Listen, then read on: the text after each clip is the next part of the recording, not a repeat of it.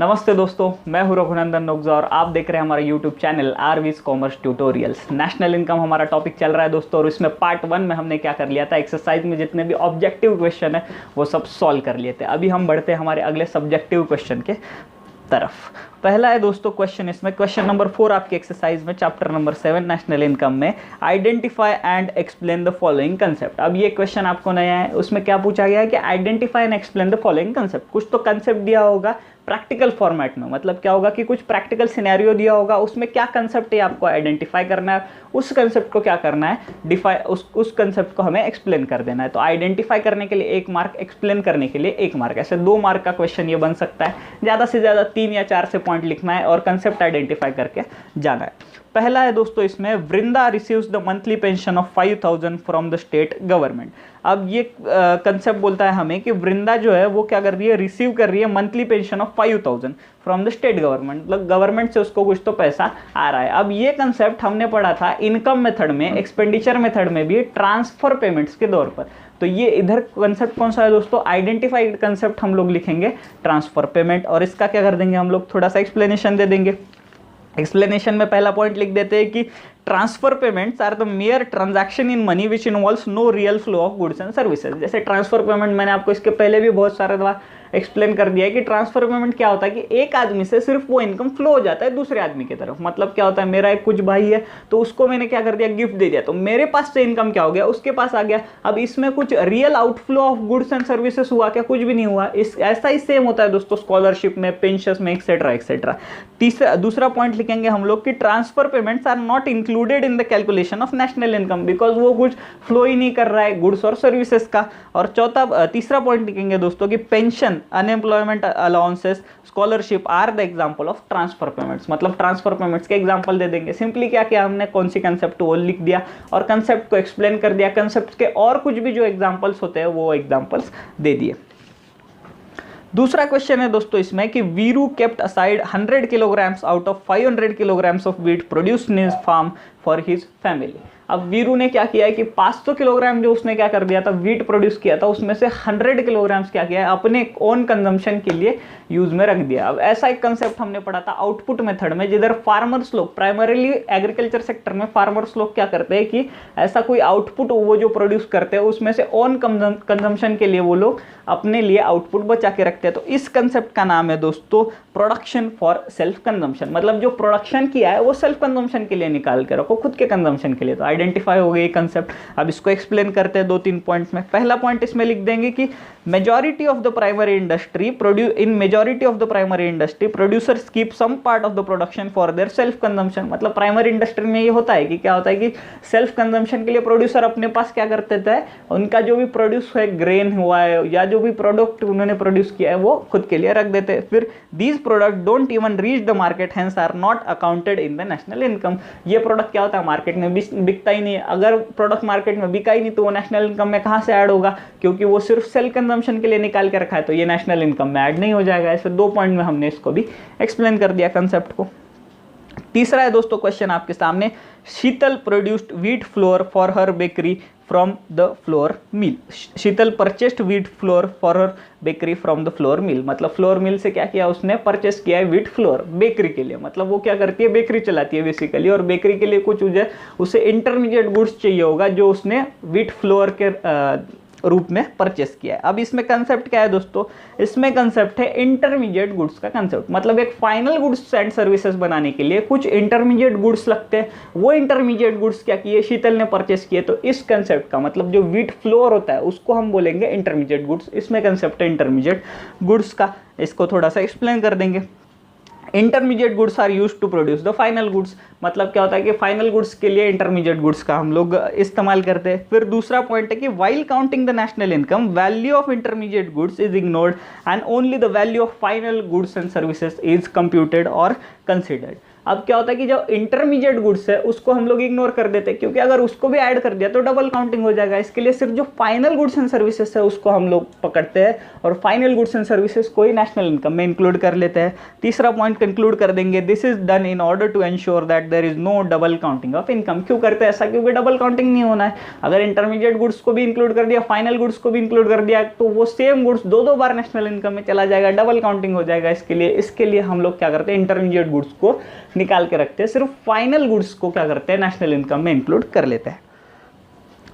चौथा है दोस्तों, Shobha collected data regarding the money value of all final goods and services produced in the country for a financial year 18-19। मतलब एक financial year दिया है 18-19, उसमें हमारे कंट्री में जितना भी प्रोडक्शन हुआ है सभी प्रोडक्ट्स का, उसका गुड्स और सर्विसेज का उसने क्या कर दिया है, डेटा ले लिया है, कलेक्ट कर दिया है डेटा। अब सभी गुड्स का मतलब सभी गुड्स का, सभी सर्विसेज का प्रोडक्शन एक फाइनेंशियल ईयर में कितना हुआ है, ये हम किस कंसेप्ट से मेजर करते हैं? तो ये कंसेप्ट होता है दोस्तों जीडीपी, ग्रॉस डोमेस्टिक प्रोडक्ट। मतलब ग्रॉसली हमारे देश में डोमेस्टिकली कितना प्रोडक्ट प्रोड्यूस हुआ है उसे हम बोलते हैं जीडीपी। तो ये कंसेप्ट है दोस्तों, the concept discussed above is GDP. आप लिख देंगे कि आइडेंटिफाइड कंसेप्ट है जीडीपी।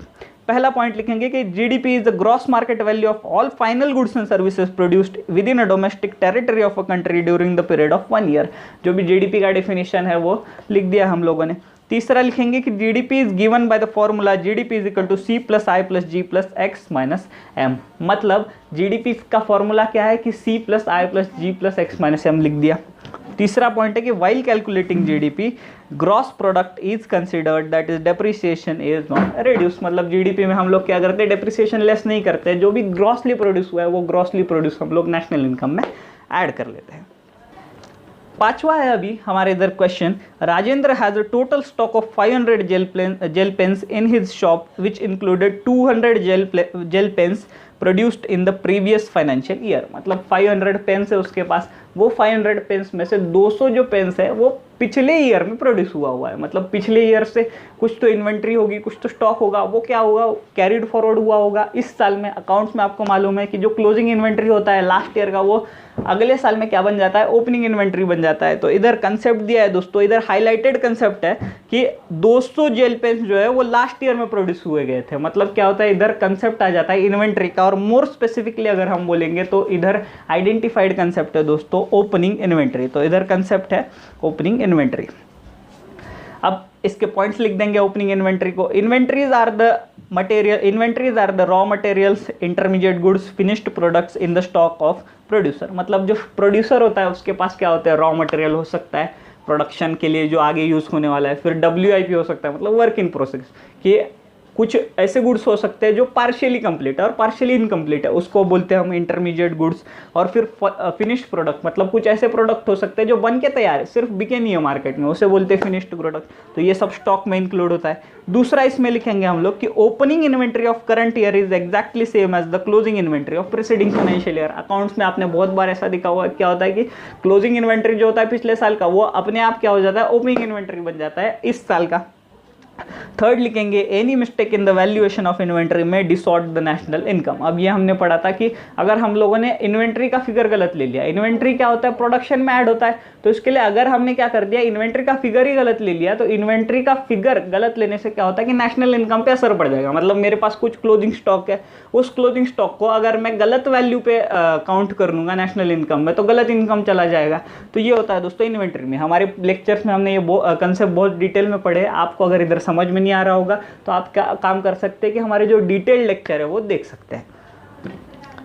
अब जो क्वेश्चन नंबर 5 है दोस्तों हमारे बुक में, वो है आंसर द फॉलोइंग। मतलब ये क्या है, बहुत स्ट्रेट फॉरवर्ड क्वेश्चन है कि जो जिसके पॉइंट आपको बुक में से भी मिल सकते हैं, तो ये आप वैसे का वैसे लिख के मार्क इससे ले सकते हैं। तो ये क्वेश्चन मैं इधर क्लास में बेसिकली नहीं लेता हूँ। क्वेश्चन नंबर 6 है दोस्तों, state with the reasons whether you agree और disagree with the following statement. अब ये एग्री डिसएग्री में क्या होता है कि कुछ बार बहुत सारे 2-3 कंसेप्ट मिक्स करने होते हैं। इसके लिए ये क्वेश्चन हम लोग क्लास में अभी ले लेते हैं। पहला क्वेश्चन है दोस्तों इसमें कि there are many theoretical theoretical difficulties in the measurement of national income. अब नेशनल इनकम जब हम लोग मेजर करते हैं तो हमें मालूम है कि बहुत सारी डिफिकल्टीज आती है। अब ये डिफिकल्टीज दो पार्ट में डिवाइडेड है, एक है थेरोटिकल डिफिकल्टीज, कंसेप्चुअल डिफिकल्टीज। इन्होंने हमें पूछा है कि आप एग्री है क्या इस सेंटेंस से, और अगर एग्री हो गए या तो फिर डिसएग्री हो गए तो इसके रीजन बताइए। तो there are many theoretical difficulties in the measurement of national income, ये सेंटेंस ट्रू है, मतलब हम लोग इससे क्या होनी चाहिए, एग्री होनी चाहिए। तो हम लोग लिखेंगे कि I agree with the above sentence. अब लिखेंगे कि हमारे रीजन को जस्टिफाई कैसे करेंगे, कि हम लोग जस्टिफाई कैसे करेंगे कि हम लोग एग्री कैसे है।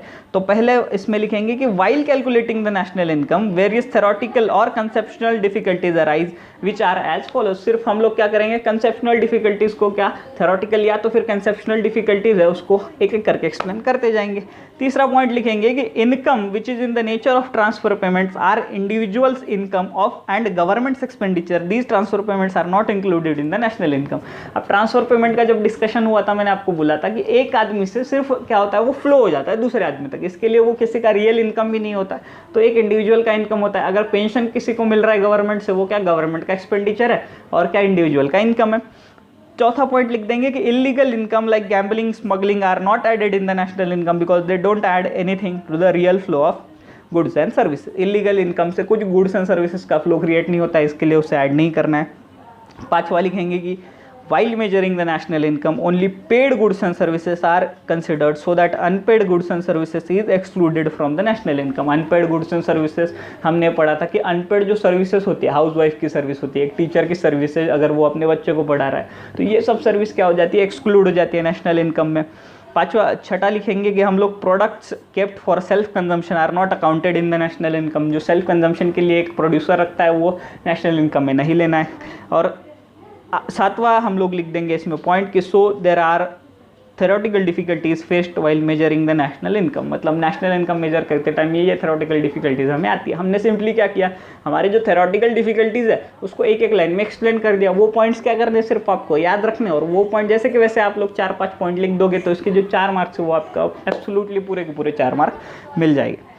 अब दूसरा जस्टिफाई द रीजन है दोस्तों, under output method value added approach is used to avoid the double counting. अब ये डबल काउंटिंग का जब हमने आउटपुट मेथड पढ़ा था, आउटपुट मेथड में मैंने आपको बोला था कि 2 मेथड्स है इसमें, कि फाइनल गुड्स अप्रोच है, एक है value added approach. Final goods approach में हम लोग क्या करते हैं कि किधर भी जो प्रोडक्शन प्रोसेस है उसमें किधर भी नेशनल इनकम काउंट नहीं करते, सिर्फ फाइनल गुड्स जो है उसका वैल्यू काउंट करते हैं। और वैल्यू एडेड अप्रोच में क्या करते हैं, हर प्रोडक्शन प्रोसेस पे, मतलब हर प्रोसेस पे जितना भी वैल्यू एडिशन हुआ है उतना सब ऐड करके नेशनल इनकम निकाल लेते हैं। इसका हम लोगों ने क्या कर दिया था, एक थ्योरेटिकल रिप्रेजेंटेशन भी देख लिया था कि इसमें ग्राफ में टेबल में से भी देख लिया था कि इसमें क्या हो जाता है कि दोनों जो मेथड है उसमें से सही, मतलब same to same national income calculate हो जाता है। अब ये इन्होंने पूछा है कि under output method value added approach is used to avoid the double counting. अभी ये वैल्यू एडेड अप्रोच में से क्या होता है कि हम सिर्फ हर प्रोडक्शन लेवल पे क्या कर रहे हैं, इनपुट आउटपुट को ऐड लेस कर रहे हैं। इसके लिए इससे क्या होता है कि हम लोग अगर इंटरमीडिएट गुड्स भी है तो उसको इंक्लूड कर लेते हैं, और सिर्फ जितना वैल्यू एडिशन हुआ है सिर्फ उतना ही इंक्लूड कर लेते हैं। तो इसके लिए क्या होता है कि डबल काउंटिंग भी अवॉइड हो जाता है। तो ये सेंटेंस ट्रू है, हम लोग इससे एग्री होने चाहिए। तो इसके लिए हम लोग लिखेंगे कि I agree with the above sentence. Second point लिखेंगे कि while measuring the national income by output method biggest problem that arises is the problem of double counting. हमें सबको मालूम है कि आउटपुट मेथड में कौन सा सबसे बड़ा प्रॉब्लम आ जाता है कि कौन सा इंटरमीडिएट गुड्स है और कौन सा फाइनल गुड्स है, ये समझ में नहीं आता, इसके लिए डबल काउंटिंग हो जाता है। तीसरा पॉइंट लिखेंगे to overcome the problem of double counting of intermediate and final goods value added approach is use. Value added approach क्यों यूज किया जाता है, क्योंकि डबल काउंटिंग को हम लोग ओवरकम कर सकते हैं। अब चौथा पॉइंट लिखेंगे कि in value added approach value added at each stage of production is included, मतलब हर स्टेज ऑफ प्रोडक्शन पे जितना भी प्रोडक्शन का स्टेजेस है, रिटेलर है, मैन्युफैक्चरर है, इन सब के क्या करते हैं, जिन्होंने जितना वैल्यू एडिशन किया उन सब के एडिशन हम लोग कर देते हैं। Difference between the value of final output and input at each stage is the value added. अब वैल्यू एडेड क्या होता है, हम लोग बार बार बोलते हैं वैल्यू एडेड वैल्यू एडेड। अब ये वैल्यू एडेड बेसिकली क्या होता है कि उस स्टेज में कितना इनपुट आया, उस स्टेज से कितना आउटपुट निकला, इन दोनों का डिफरेंस जो होता है दोस्तों, इन दोनों को डिफरेंस को बोलते हैं वैल्यू एडेड। अब this value added at each stage is added till the final output reaches with the customer by this methodology problem of double counting is resolve. इससे क्या होता है कि जितना प्रोडक्शन प्रोसेस है वो तो उस प्रोडक्शन प्रोसेस में जितना वैल्यू एडिशन हुआ है सिर्फ उतना ही ऐड हो जाता है, और फाइनल कस्टमर तक जब तक फाइनल कस्टमर यूज नहीं कर लेता तब तक ये एडिशन होते जाता है। तो इसके लिए क्या होता है कि नेशनल इनकम में सही से जितना फाइनल प्रोडक्ट है फाइनल कस्टमर यूज कर रहा है उतना ही सिर्फ नेशनल इनकम में चला जाता है। तो 7वां पॉइंट लिख देंगे, hence value added approach is use to avoid the double counting. Double counting avoid करने के लिए इसलिए हम लोग क्या करते हैं, वैल्यू एडेड अप्रोच यूज करते हैं। तो दोस्तों ये था हमारा चैप्टर नंबर 7 नेशनल इनकम का एक्सरसाइज। नेशनल इनकम में वापस एक बार आपको बता दूं कि बहुत ही ज़्यादा इंपॉर्टेंट चैप्टर है, आपको ये बिल्कुल नहीं छोड़ना है। लगे तो आप एक्सरसाइज 2-3 बार देखिएगा, कुछ क्वेश्चन नहीं समझे तो आप लोग प्लेलिस्ट में से जाके इसके जो डिटेल कंसेप्ट मैंने पढ़ा है वो कंसेप्ट देख लीजिएगा। थैंक यू सो मच दोस्तों।